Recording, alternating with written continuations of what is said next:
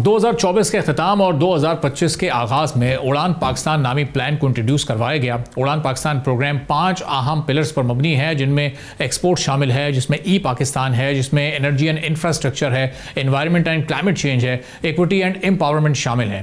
اب اس 5 as frame work کے تحت اہم اہداف میں ایکسپورٹ، ترقی کی بنیادی منصوبہ بندی، معیشت کو ایکسپورٹ اورینٹڈ کرنا، سالانہ ایکسپورٹ کو $60 بلین تک لے کر جانا، اور اس کے ساتھ ساتھ I T, agriculture, innovative industry, minerals اور بلو اکانومی کو فروغ دینا شامل ہے۔ ساتھ ہی میڈ ان پاکستان کے برانڈ کو اعتماد کا نشان بنانا ہے، روپے کو مستحکم کرنا، امپورٹس پر انحصار کم کرنا، مستقل ترقی کی راہ ہموار کرنا، ای پاکستان یعنی ڈیجیٹل انقلاب کے ذریعے معیشت میں تبدیلی لانا اس میں شامل ہے۔ اڑان پاکستان کا مقصد بنیادی طور پر اکنامک اور کی اوور ہالنگ ہے۔ اس پروگرام کے تحت 2035 تک پاکستان کی معیشت کو $1 خرب اور 2047 تک $3 خرب تک پہنچانا ہے، جو ظاہر ہے ابھی بہت آگے کی بات ہے۔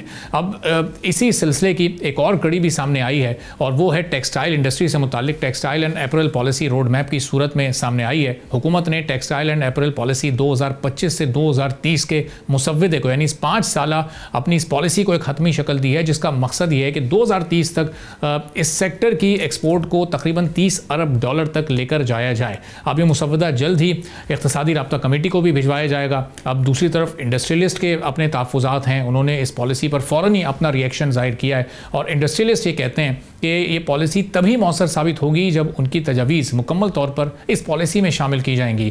اب اس پلان کے مطابق ویلیو ایڈڈ مصنوعات، جدید ٹیکنیکل ٹیکسٹائل، اسمارٹ مٹیریلز اور انوائرمنٹ اینڈ کلائمیٹ چینج کو فروغ دیا جائے گا۔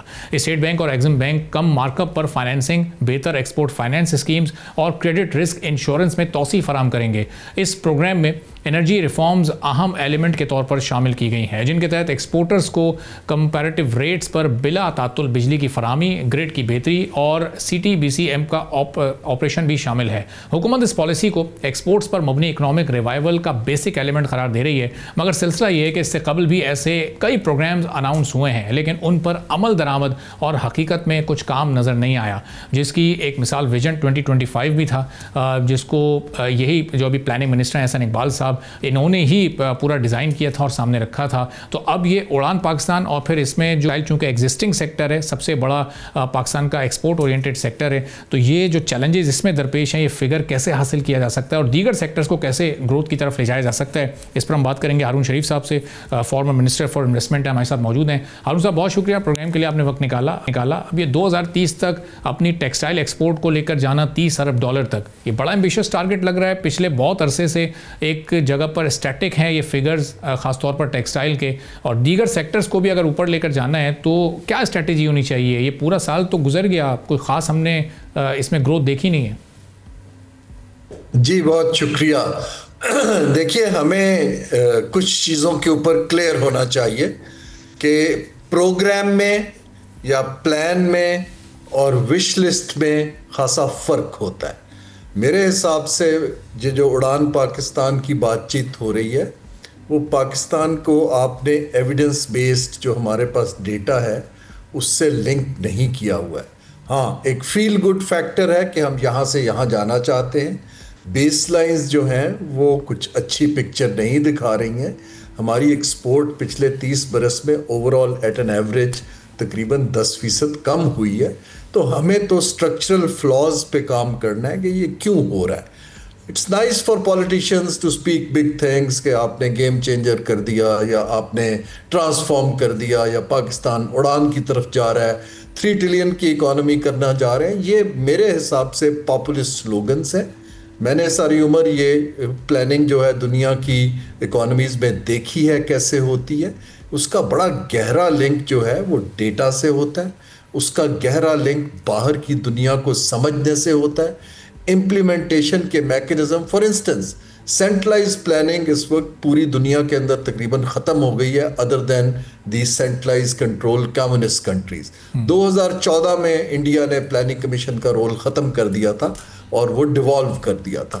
ہم لوگ ابھی بھی سینٹرلائز پلاننگ کر رہے ہیں، حالانکہ 18th امینڈمنٹ میں industrial development, agriculture, climate resilience, even social protection سب کچھ صوبوں کے پاس جا چکا ہے۔ سو کوآرڈینیشن کے بغیر ایک آپ آئسولیشن میں جب پلان کرتے ہیں اور اس کو اوور سیل کرتے ہیں تو پھر آپ کی یہ بات آتی ہے کہ یہ امپلیمنٹ کیوں نہیں ہوتا.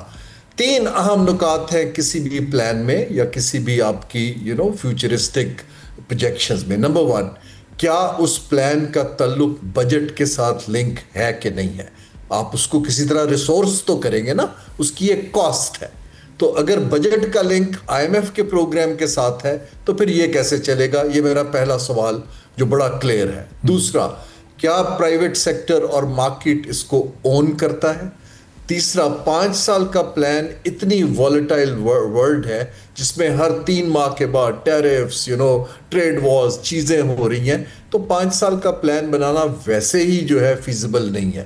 ہمیں اس وقت ونرز پک کرنے ہیں, اور ونرز پک کر کے جہاں ہمارا کمپیریٹیو ایڈوانٹیج ہے اس کے پیچھے ریسورسز کو الائن کرنا ہے, اس کے پیچھے سکلز کو لانا ہے, وہاں کاسٹ آف ڈوئنگ بزنس گھٹانی ہے تاکہ لوگوں کا اعتبار بنے. انفارچونیٹلی پلاننگ پروسیس کے اندر آپ آج سروے کرا لیں, I don't think even 1% Pakistan کے سیریس تھنکرز یا پرائیویٹ سیکٹر کا اس کے اوپر کوئی بھروسہ ہوگا. سبسکرائب کریں اور بیل دبائیں تاکہ کوئی خبر رہ نہ جائے.